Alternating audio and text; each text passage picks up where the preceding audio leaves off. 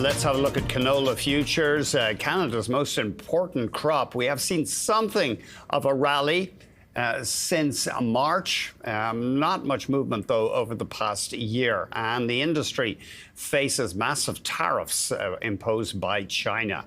Let's get more now from Bill Prybylski, president of the Agricultural Producers Association of Saskatchewan. Saskatchewan, a huge canola source. He joins us from just outside Yorkton. Bill, thanks very much for giving us the time.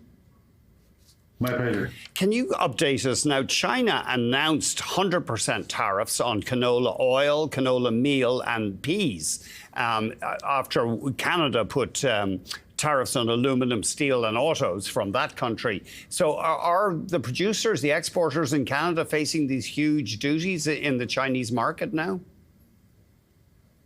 Yes, as you stated, 100% tariffs on canola oil and canola meal going to China. So that certainly has had an impact on the prices that we receive at the farm gate here.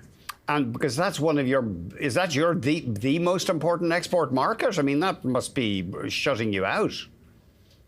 Oh, well, it's one of our more important markets. Certainly our American market is still our number one market, but China is certainly significant. The good news there is I understand that you're not facing tariffs at this stage from the Americans on canola and other farm exports in the U.S.? That is correct. And the tariffs from China are only on the oil and the meal, not on the canola seed itself. So that is good news for the time being. Oh, that's interesting. And the seed, that's a pretty big product that gets shipped to the Chinese market? Yeah, that's the majority of our exports to China are in the form of raw seed. The canola oil and canola meal has been an emerging market and an increasing, but it is still significantly less than the actual raw seed in terms of volume and value.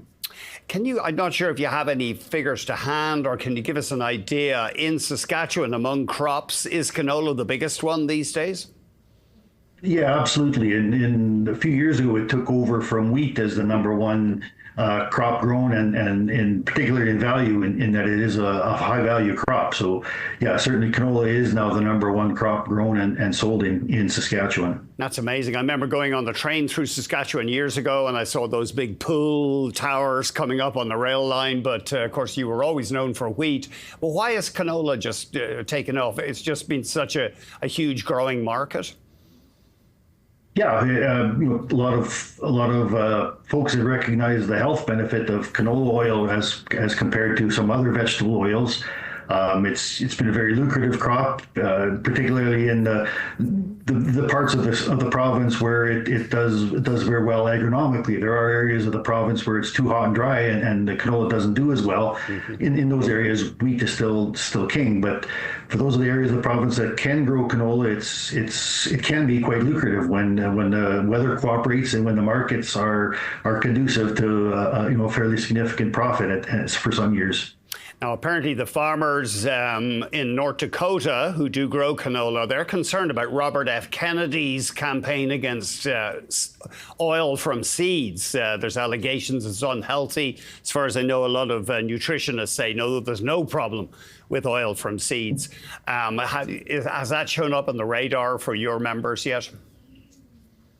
Yeah, certainly we've been hearing those types of stories. Any of the research that we've seen still indicates that canola oil is one of the most healthy oils in terms of cooking oils out there. So, we still stand by that. The research that we've seen, the canola seed itself was developed here in Saskatchewan, so it's a good news story for the province. And we will stand by the research that we've seen, that it is still a healthy canola or a healthy vegetable oil for cooking, and it has a lot of other uses as well. In industrial, in the biodiesel industry. So I think it's got a lot of potential. We just need to maintain those markets for it.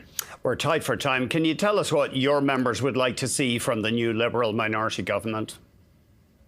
In terms of the Chinese tariffs, we would just like to see that open dialogue with China to see what is it that they need from us, that we can negotiate some sort of a settlement to these tariffs and get back to normalized trade. For a whole bunch of different reasons, just the idea of normal, regular trade is very appealing. Yeah.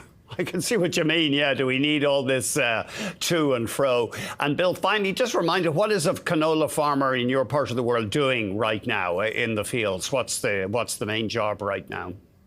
Yeah, certainly we're right on the cusp of getting into seeding our crops. There's certain areas of the province have already begun that seeding operation. Here in the east central part of the province, we're probably a week to 10 days away from getting started with seeding the crop, getting that crop in the ground, and then we have to wait for Mother Nature to do her thing. And what do? You're making sure your machines are working. I guess the very big operators, they buy, I'm not sure if it applies in canola, but some very big people buy new equipment every year, I've heard. Yeah, there are those producers that do that just to avoid downtime by breakdowns. So certainly, yeah, we're busy getting our equipment ready, making sure all our inputs are in place, getting ready to go. So as soon as the weather cooperates, we will be ready to start that operation and hopefully get it done in a timely fashion. I've heard it said that you don't know what work is until you've worked on a farm. I don't know how you guys do it with all the machinery and the paperwork and who knows, the biology. Anyway, thanks very much indeed. You're very welcome. Bill Prybylski is president of the Agricultural Association of Saskatchewan.